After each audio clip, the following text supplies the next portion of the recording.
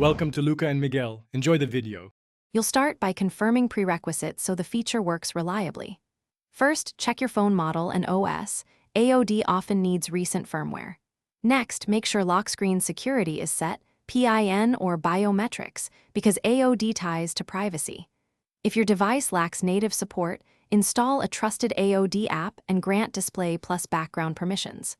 Once done, restart the phone to apply changes. This prevents conflicts and ensures the new display service initializes correctly. Now you configure how always-on display behaves and why those choices matter. Open display or AOD settings, choose clock style and which notifications appear, because fewer elements use less power. Adjust brightness and timeout, lower values extend battery life, but keep visibility. Set a schedule or night mode so the screen sleeps when you don't need it. Also, make sure battery saver rules don't kill the AOD, otherwise it will behave inconsistently. So test briefly after each change.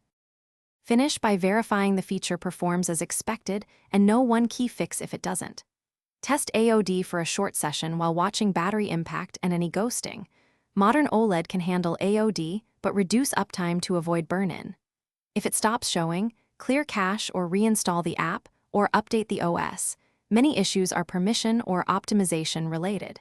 If problems persist, disable battery optimizations for the AOD process and reboot. That often restores continuous behavior without deeper intervention. Thanks for watching and please subscribe. It's the best investment you'll ever make.